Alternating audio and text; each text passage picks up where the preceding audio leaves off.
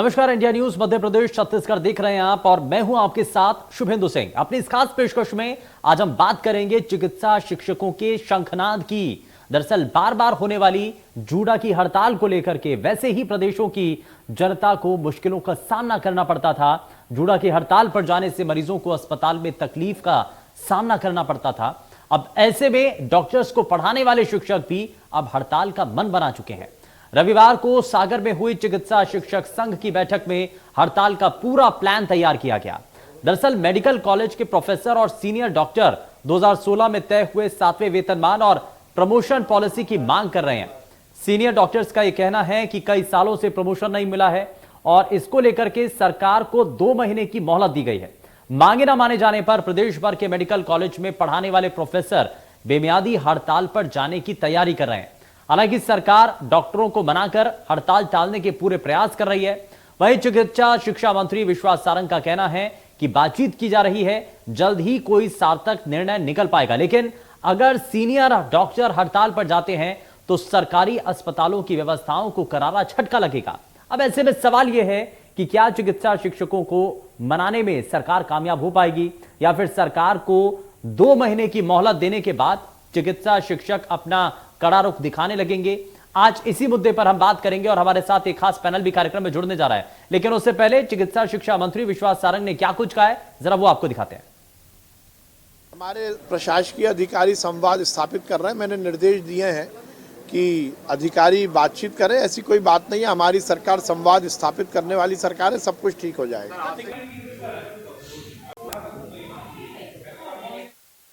तो चिकित्सा शिक्षकों का शंखनाद है और 7वें वेतनमान की मांग कर रहे हैं चिकित्सा शिक्षक और सीनियर डॉक्टर्स का सालों साल का अनुभव होता है। लेकिन अगर वो भी हड़ताल पर चले जाएंगे तो इससे बहुत हद तक नुकसान पहुंचेगा। इससे बहुत हद तक अस्पतालों की व्यवस्थाएं प्रभावित होंगी। उन लोगों पर ज्यादा असर पड़ेगा जो कि रोजमर्रा के जो अपनी परेशानियां हैं उनका इलाज करवाने के लिए अस्पतालों में पहुंचते हैं, अस्पताल में जाकर के आप ये कोशिश करते हैं और इस उम्मीद में होते हैं कि उनकी शारीरिक हर परेशानी का समाधान वहां पर मिल सकेगा। डॉक्टर जो कि उनके लिए तत्पर रहते हैं, फ्रंटलाइन वर्कर भी उनको कहा जाता है। कोरोना संक्रमण के दौर में उनकी महत्वता, उनकी अहमियत हमने देखी, समझी, पूरे देश और दुनिया ने जानी। और अब ऐसे में अगर सीनियर डॉक्टर्स भी हड़ताल पर चले जाएंगे तो संकट बनता हुआ नजर आ सकता है। और चिकित्सा शिक्षा मंत्री विश्वास सारंग ने दरअसल इस दौरान क्या कहा है, जरा वो एक बार फिर से आपको दिखाते हैं। हमारे प्रशासकीय अधिकारी संवाद स्थापित कर रहे हैं। मैंने निर्देश दिए हैं कि अधिकारी बातचीत करें। ऐसी कोई बात नहीं है, हमारी सरकार संवाद स्थापित करने वाली सरकार है, सब कुछ ठीक हो जाएगा। हमारे प्रशासकीय अधिकारी संवाद स्थापित कर रहे हैं। मैंने निर्देश दिए हैं कि अधिकारी बातचीत करें। ऐसी कोई बात नहीं है, हमारी सरकार संवाद स्थापित करने वाली सरकार है, सब कुछ ठीक हो जाएगा। हमारे प्रशासकीय अधिकारी संवाद स्थापित कर रहे हैं। मैंने निर्देश दिए हैं कि अधिकारी बातचीत करें। ऐसी कोई बात नहीं है, हमारी सरकार संवाद स्थापित करने वाली सरकार है, सब कुछ ठीक हो जाएगा। तो बातचीत की जा रही है, लेकिन बातचीत के जरिए समस्याओं का समाधान कब तक निकलता है ये फिलहाल देखना होगा, इसके लिए इंतजार करना है। लेकिन इस बीच हमारे साथ इन्हीं सवालों का जवाब तलाशने के लिए एक खास पैनल कार्यक्रम में जुड़ चुका है। लेकिन सबसे पहले आपको मिलवा देते हैं डॉक्टर राकेश मालवीय, जो कि मेडिकल टीचर्स एसोसिएशन के अध्यक्ष हैं। बहुत स्वागत है राकेश जी आपका कार्यक्रम में। और शुरुआत में आपके साथ इस कार्यक्रम को आगे बढ़ाते हुए इस सवाल के साथ करना चाह रहा हूं कि चिकित्सा शिक्षकों की प्रमोशन पॉलिसी जिसको लेकर के लगातार मांग उठाई जाती रही है, इससे पहले भी मांग उठी थी लेकिन उस पर भी ज्यादा कुछ गहन चिंतन हो नहीं पाया था। लेकिन अब चिकित्सा शिक्षा मंत्री की तरफ से यह भरोसा दिया गया है कि बातचीत अभी की जा रही है और जल्द से जल्द इस पर कोई निर्णायक भूमिका आप देखने को मिलेगी। क्या तब तक का इंतजार किया जाएगा या फिर चिकित्सा शिक्षक आगे इसी तरीके से अपने आंदोलन को आगे बढ़ाएंगे? अभी मैंने माननीय चिकित्सा शिक्षा मंत्री जी की बाइट को सुना, तो सबसे पहले तो मैं ये कहना चाहूंगा कि उनके निर्देशों को अधिकारी बिल्कुल भी नहीं मान रहे हैं और पिछले 2 सालों से हम लगातार उनसे बातचीत करने का आग्रह कर रहे हैं, मौखिक तौर पर भी और लिखित तौर पर। लेकिन ना तो उन्होंने हमसे कोई मुलाकात की, ना ही और चैनल के माध्यम से ये बात आपको जानना चाहता हूं कि 2019 दिसंबर में मुख्य सचिव, मध्य प्रदेश के मुख्य सचिव ने हमारे जो कि तकरीबन घंटे चली, हड़ताल पर थे और उस हड़ताल में मुख्य सचिव ने पूरे चिकित्सा शिक्षक संघ मध्य प्रदेश से यह भरोसा दिलाया कि आपकी ये जो प्रमोशन पॉलिसी है, जो कि कैरियर प्रोग्रेशन स्कीम के तहत, हम इसको 2 महीने में पूरा कर देंगे। और ये जो आप मांगियां हैं उन्हें भी हम 2 महीने में पूरा कर देंगे। अब आप ये बताइए कि 2019 से 20, 21 और 22 आज 3 साल हो गए हैं। इस बीच में हमने कोविड हमारे सर पर आ गया और हमने उसको बिल्कुल अपनी सब चीजों को दरकिनार रखते हुए, हमारी मांगों को, हमारे अधिकारों को, हमारे हर चीज को दरकिनार रखते हुए हम पूरी तरह से कोविड में जुट गए। आज 2.5 सालों के बाद, 3 सालों के बाद भी, और हमारे कोविड जैसे महत्वपूर्ण कार्य को करने के बाद भी हमारी जो वेतन विसंगति और हमारी कैरियर प्रोग्रेशन स्कीम जो थी वो आज जस की तस है, उसका कोई निराकरण नहीं हुआ। ऊपर से इतना और हमारा नुकसान कर दिया कि 6वें वेतनमान में जो हमारे असिस्टेंट प्रोफेसर के लिए आगे बढ़ने की स्कीम थी उसको भी खत्म कर दिया। अब आप ये बताइए कि हम जाएं तो जाएं कहां? कोई हमारी बात नहीं सुन रहा, कोई हमसे बात कर नहीं रहा। कोविड के दौरान हमने जनता की, मरीजों की सेवा की, चिकित्सा शिक्षा मंत्री तो ये भरोसा दे रहे हैं ना, हमारे अधिकार राकेश जी सुनिए ना, आंदोलन से दूर हो गए। चिकित्सा शिक्षा मंत्री का स्टेटमेंट सामने आता है, कहीं और की बात नहीं है, उन्होंने खुद ये स्टेटमेंट दिया है। उन्होंने अपने बयान देते हुए कहा है कि बातचीत की जा रही है। आप ये कह रहे हैं कि बातचीत तो हो ही नहीं रही है, लेकिन बातचीत वो किस आधार पर? क्योंकि वो तो ये कह रहे हैं कि बातचीत का सिलसिला आगे बढ़ चुका है, समाधान निकलने की तरफ है। आप कह रहे हैं कि बातचीत अभी आगे नहीं बढ़ी है। दूसरी चीज सर, ये भी एक चीज ये भी सामने आ रही है कि आप जो कह रहे हैं कि हड़ताल यहां पर जो की जा रही है इससे कामकाज प्रभावित होगा। बेशक देखा गया, आपने बड़ी अच्छी बात कही है कि कोरोना संक्रमण के दौर में हमने अपनी जो मांगे थी या अपनी जो परेशानियां थी उनको हमने जाहिर तक नहीं होने दिया। लेकिन अब एक बार फिर से तो सवाल यहां पर यह भी उठ रहा है कि क्या हर चीज का समाधान सिर्फ हड़ताल ही है? नहीं, बिल्कुल हड़ताल नहीं है हर चीज का समाधान। हड़ताल तो होनी ही नहीं चाहिए। आखिर चिकित्सक जैसे बुद्धिजीवी, या हम ये कहें कि एक ऐसा सेवक जिसकी दुनिया में सबसे ज्यादा जरूरत हो, अगर वो हड़ताल करने लगे या वो रोड पर आने लगे तो आप समझ लीजिए कि स्थितियां कितनी विकृत रूप में जा चुकी हैं। हम बिल्कुल नहीं, हड़ताल जैसे शब्द को भी हम पसंद नहीं करते, बिल्कुल हमारी जुबान पर भी नहीं आना चाहिए। लेकिन समस्या ये है कि अगर आप हमें इतना महत्वपूर्ण मानते हैं तो हमारी चीजों को प्रथम दृष्टया या उसको जल्दी से आप उसका सॉल्यूशन क्यों नहीं करते? हमको ना, मैं तो आपसे चिकित्सा शिक्षण के अध्यक्ष की हैसियत से ये कह रहा हूं कि पिछले सालों में से मिले सरकार का कोई व्यक्ति हमसे मिला है, हर बार अपनी बात सुनी जा रही। तो अब ये बताइए, अब मैं आपके माध्यम से आपसे भी पूछना चाहता हूं कि आखिर हमारी बात, हमारी समस्याएं का निराकरण कैसे होगा? हम क्या करें उसके लिए? अब हम तो बिल्कुल नहीं चाहते ये सब करना, ये हमें मजबूर किया जाता है ये सब करने के लिए। ठीक है, मजबूरी में सब कुछ किया जा रहा है और कम से कम मजबूरी में आकर के अपनी अगर आवाज उठा रहे हैं, अपनी अगर आवाज सरकार तक पहुंचा रहे हैं, प्रशासनिक अधिकारियों तक अगर अपनी आवाज पहुंचाना चाह रहे हैं तो उसमें गलत क्या है? खैर ये कहा जा रहा है। लेकिन इस बीच हमारे साथ एक और खास मेहमान कार्यक्रम में जुड़ चुके हैं, डॉक्टर्स एसोसिएशन से सेक्रेटरी डॉक्टर उमेश पटेल हमारे साथ कार्यक्रम में जुड़ चुके हैं। उमेश जी, बहुत स्वागत है आपका कार्यक्रम में। अब सवाल तो यहाँ पर ये उठ रहा है कि हर समस्या का समाधान क्या हड़ताल है? आप किसी भी वर्ग के कर्मचारियों को देख लीजिए तो उसमें हड़ताल ही एकमात्र सिरा बनता है जहां पर आप अपनी मांगों को सरकार तक पहुंचाते हैं, प्रशासनिक अधिकारियों तक पहुंचाते हैं। लेकिन एक ऐसा पेशा, हालांकि राकेश मालवीय जी ने कहा कि हम भी तो एक इंसान ही है ना, हम भी अगर अपने प्रोफेशन में हैं, अपना काम कर रहे हैं तो हमारी परेशानियों को भी तो समझना चाहिए, हम अपनी बात कहां पर रखें। अभी तक क्योंकि चिकित्सा शिक्षा मंत्री कैलाश सारंग साहब की तरफ से कह दिया गया है कि बातचीत की जा रही है, चैनल तैयार हो चुका है, बातचीत की जा रही है और जल्द समाधान निकलेगा। आपको लग रहा है कि उम्मीदें हैं? नमस्कार सर, जैसे कि हमारे टीचर मैजिकल एसोसिएशन के प्रदेश सचिव सर ने बताया, राकेश मालवीय सर ने, कि हम लोग की इच्छा नहीं है कि हम लोग किसी भी प्रकार से हड़ताल का रास्ता चुने।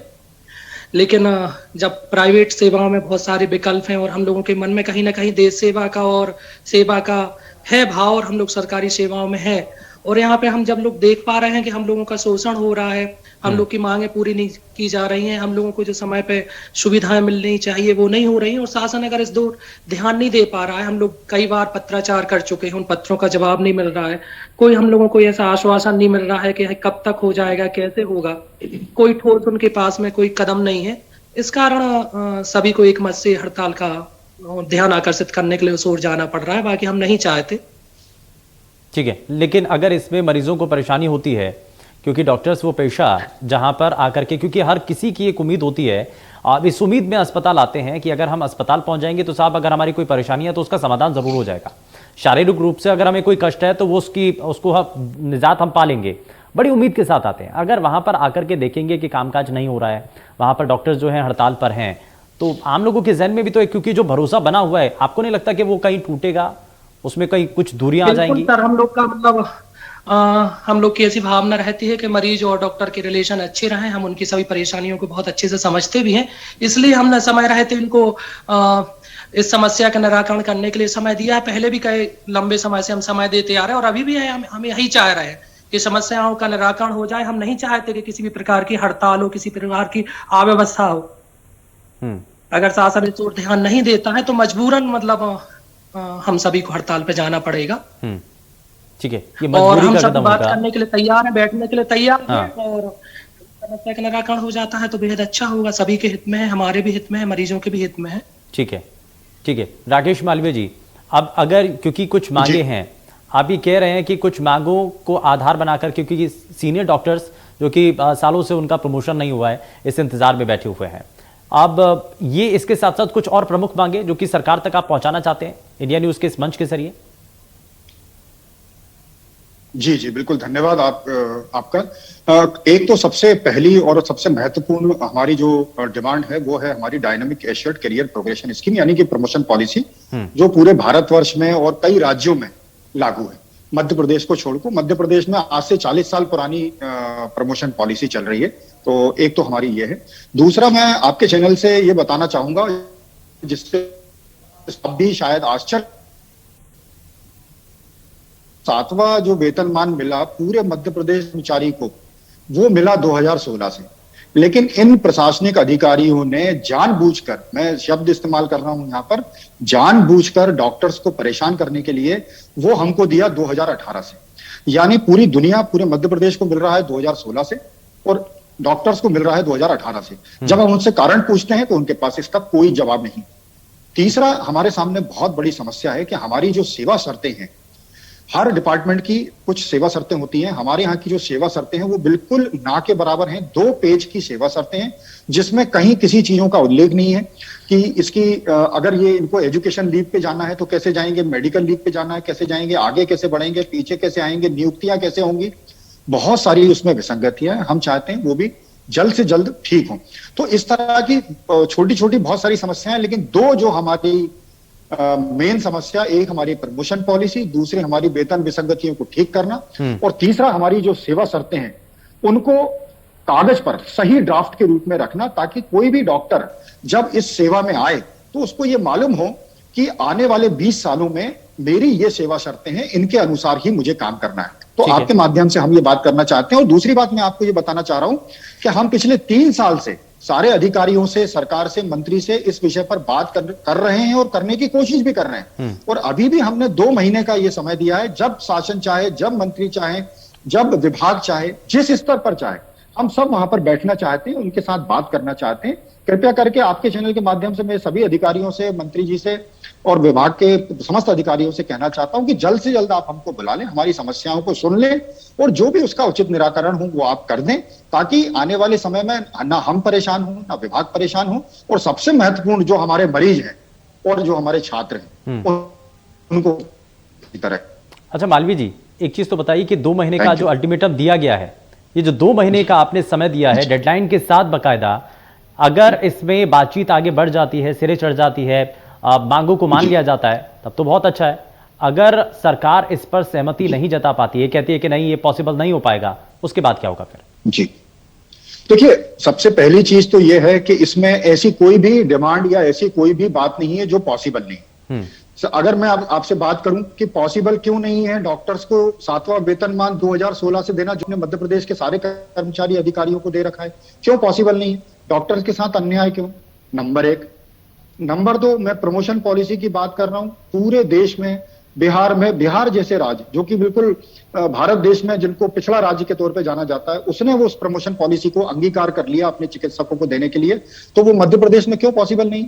आपने देखा होगा अभी कि भारत सरकार ने के नीति आयोग ने एक लिस्ट जारी की है, उसमें स्वास्थ्य की दृष्टि से मध्य प्रदेश को पूरे देश में 17वां स्थान मिला है। अब आप बताइए, जिस राज्य को 17वां स्थान मिल रहा हो और वहां की व्यवस्थाएं इतनी खराब हो, तो उस व्यवस्था को सुधारने के लिए क्या आपको कोई ऐसी पॉलिसी नहीं लानी चाहिए जिससे जो चिकित्सक हैं वो सरकारी नौकरी की तरफ आकर्षित हो? हम सब इस सरकारी नौकरी करना चाहते हैं, इसमें रहना चाहते हैं, हम कोई पैसों के लिए नहीं भाग रहे हैं, लेकिन आप जो हमारे जो वास्तविक अधिकार हैं वो तो आप हमको दे दीजिए, तभी तो हम आपके पास में रहकर कार्य करेंगे। आप हमसे कार्य भी करवाना चाहते हैं, कोविड में भी कार्य करवाना चाहते हैं, इमरजेंसी भी करवाना चाहते हैं, आप हमसे इमरजेंसी ड्यूटी और जो भी होता है वो हम सब करने को तैयार है, लेकिन हमारे जो वास्तविक अधिकार हैं जो आप सबको दे रहे हैं वो तो हमको दे दीजिए। अब आप उसको भी हमें नहीं देकर ये कहेंगे कि नहीं साहब ये तो हम आपको नहीं देंगे, और आप हड़ताल भी नहीं कर सकते, हम आपसे बात भी नहीं करेंगे, आप आंदोलन भी नहीं कर सकते, तो फिर हम क्या करें? फिर तो डॉक्टर नौकरियां छोड़ेंगे। जैसा कि पिछले 1 साल में मेडिकल तकरीबन 3 नहीं, तो नौकरियां छोड़ने का क्या ये आखिरी विकल्प है? मैं डॉक्टर उमेश पटेल को भी इसमें जोड़ रहा हूं। डॉक्टर उमेश, एक चीज तो बताइए कि ये जो आप राकेश जी कह रहे हैं कि बहुत सारे ऐसे डॉक्टर हैं क्योंकि वो घुट रहे हैं, क्योंकि वो ना तो हड़ताल कर पा रहे हैं, ना अपना विरोध जाहिर कर पा रहे हैं, ना उनकी मांगों को माना जा रहा है, तो अब ऐसे में वो नौकरियां छोड़ रहे हैं, तो ये आखिरी विकल्प क्या डॉक्टरों के सामने? और उसके बाद फिर क्या होगा? और इस लड़ाई को लड़ने के लिए जो अब 2 महीने का अल्टीमेटम दिया है, क्या उसके लिए सभी डॉक्टर एक साथ हैं क्या? बिल्कुल सर, इसमें सभी डॉक्टर, हमारे जो मध्य प्रदेश के मेडिकल टीचर एसोसिएशन है और इसके साथ में हमारे जो अन्य सहयोगी स्वास्थ्य सेवी संगठन है, वो सभी एक मत से साथ हैं। सभी चाहते हैं कि इन समस्याओं का निराकरण शीघ्र से शीघ्र हो जाए। सर ने आपको बताया भी है इससे पहले कि हम सभी शासकीय सेवाएं करना चाहते हैं, किंतु कुछ ऐसी परेशानियां हैं, विसंगतियां हैं कि जिनका निराकरण शासन द्वारा नहीं किया जा रहा है, ध्यान इस ओर नहीं दिया जा रहा है। आप देख पा रहे होंगे कि जो पुराने मेडिकल कॉलेज हैं उनमें भी चिकित्सकों की कमी है, और शासन रोज नए मेडिकल कॉलेज खोलता जा रहा है, वहां पे भी चिकित्सक नहीं मिल पा रहे हैं। कहीं न कहीं कारण यही है कि जो विसंगतियां हैं, इनके कारण सरकारी नौकरी की तरफ चिकित्सकों का रुझान कम हो रहा है। उनको पता है कि एक बार अगर हमने सरकारी नौकरी ज्वाइन कर ली तो वहां पर हमारी अब कोई सुनने वाला नहीं है, कोई हमारी सुनवाई नहीं होगी, जरूरतों का ध्यान नहीं रखा जाएगा और अंततः हमें परेशान होकर एक दिन नौकरी छोड़नी पड़ेगी। तो शासन से बहुत मुझे बेहद खुशी है कि आपने मुद्दे को गंभीरता से लिया है और इंडिया न्यूज के माध्यम से आम जनमानस तक पहुंचाया है, और मैं चाहता हूं कि शासन भी इस ओर ध्यान दे, चिकित्सकों के साथ बैठक करें, चिकित्सकों से बात करें। इंडिया न्यूज एक ऐसा मंच, क्योंकि हम ये चाहते हैं कि आम लोगों को भी परेशानी ना हो, और आप जो लगातार बता रहे हैं कि आपकी मांगे हैं और जायज मांगे हैं, सरकार अगर उन पर, अच्छा मैं इसमें राकेश मालवीय जी आपसे एक चीज और समझना चाह रहा हूँ, और लोग भी ये जानना चाहते हैं कि आप जो कह रहे हैं कि 2 महीने का अल्टीमेटम तो दे दिया, आप कह रहे हैं कि 2019 में एक बार पहले भी बात हुई, लेकिन उस वक्त क्या पूर्ण रूप से आपको आश्वस्त किया गया था कि इन मांगों को स्वीकार कर लिया जाएगा? देखिए क्या होता है कि 2019 में जब सारे चिकित्सा शिक्षकों ने परेशान होकर एक आंदोलन का रास्ता अपनाया, उस समय मध्य प्रदेश शासन के मुख्य सचिव श्री मोहंती जी के साथ चिकित्सा शिक्षक संघ की तकरीबन 2 घंटे बैठक चली। अब आप समझ सकते हैं कि मध्य प्रदेश शासन के मुख्य सचिव के साथ में 2 घंटे बैठना, ये एक कितनी बड़ी बात होगी, जो कि प्रशासनिक क्षेत्र में सबसे बड़ा पद माना जाता है। 2 घंटे की बैठक के बाद जब उन्होंने हमें पूरी तरह से आश्वस्त किया और वहां से निकलने के बाद हमने अपने आंदोलन को वापस लिया, और इस आशा के साथ वापस लिया कि मुख्य सचिव जैसे संवैधानिक पद पर बैठे हुए व्यक्ति की बातों को भी मानना ही चाहिए, और उनके अधिकारी इस बात को जरूर मानेंगे। लेकिन अनफॉर्चुनेटली आज 3 साल हो गए, ना तो उनकी उस मीटिंग के जो भी निर्णय थे उन्होंने कभी उसका पालन नहीं किया, ना उन्होंने कोई कैरियर की प्रोग्रेशन स्कीम बनाई, और ना ही हमारी वेतन की विसंगतियों को ठीक किया। आज 2019 के बाद 2022 में हम चूंकि कल हमारी सागर के में हमारी पूरे 13 मेडिकल कॉलेज के प्रतिनिधियों की बैठक हुई और उसमें हमने सभी ने ये निर्णय लिया कि आखिर मुख्य सचिव की बात को भी ना मानना ये किस तरह की मानसिकता को दर्शाता है। ठीक है राकेश जी, एक सवाल मैं इसी से मिलता जुलता एक सवाल और कर देता हूं, इसी को आगे बढ़ाते हुए एक सवाल मेरा ये, आप कह रहे हैं कि इससे पहले मुख्य सचिव के साथ आपकी जो बातचीत थी, हालांकि आपने बड़ा भरोसा जताया था, लेकिन अब आगे भी उम्मीद है कि मुख्य सचिव के साथ बातचीत हो या फिर आप चिकित्सा शिक्षा मंत्री के साथ सीधे बातचीत हो, ताकि आश्वस्त रहें आप लोग भी, कहीं ऐसा ना हो कि पहले जो भरोसा दिया गया था वो वापस से टूट जाए। नहीं, हम तो आज भी बात करने को तैयार हैं। देखिए हमारे साथ एक तरह से मैं कहूं तो धोखा ही हुआ है, चिकित्सा शिक्षकों के साथ धोखा हुआ, लेकिन फिर भी हम ये कहते हैं और हम ये इसलिए कह रहे हैं मरीजों के हितों के लिए और हमारे छात्रों के हितों के लिए, हम फिर से ये कहना चाह रहे हैं कि हम फिर से एक बार बैठना चाहते हैं आपके साथ। हम चिकित्सा शिक्षा मंत्री जी के साथ बैठ जाएंगे, हम मुख्य सचिव महोदय के साथ बैठ जाएंगे, हम माननीय मुख्यमंत्री जी के साथ बैठ जाएंगे।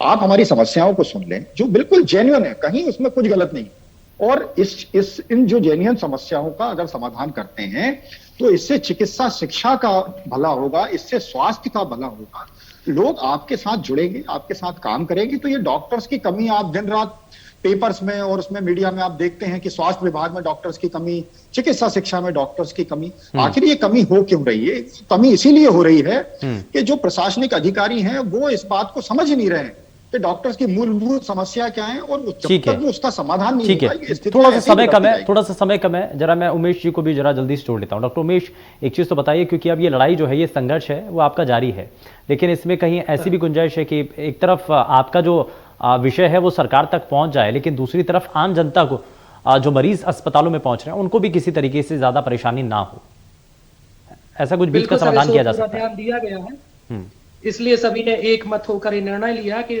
2 महीने पहले से सरकार को सूचना दे दी है कि आप हमारे इन सब मुद्दों को लेकर साथ में बैठे, इनका निराकरण करें। और सर बार बार आपसे कह रहे हैं कि इसमें एक भी मुद्दा ऐसा नहीं है कि जिसका निराकरण सरकार संभव ना कर पाए। तो हम नहीं चाहते हड़ताल हो, मजबूरन हमें हड़ताल का रास्ता चुनना पड़े तो बात अलग है। ठीक है, चलिए, बहुत शुक्रिया दोनों ही खास मेहमानों का कार्यक्रम में शामिल होने के लिए। लेकिन बड़ा सवाल यही है कि हड़ताल से क्या हल निकलेगा, या सरकार जो डॉक्टर्स हैं, जो चिकित्सक हैं, उनकी मांगों को मान लेगी क्या? और एक लंबे समय से जो मांग चली आ रही है, उसको पहले भी जब स्वीकार किया जा चुका था, तो अब ऐतराज कहां पर आ रहा है? क्यों नहीं इन बातों को पूरी तरीके से इम्प्लीमेंट किया जा रहा है, और क्यों आखिर जो चिकित्सक हैं उनकी बातों को स्वीकार किया जा रहा है? पेशकश में फिलहाल के लिए बस इतना ही। नमस्कार।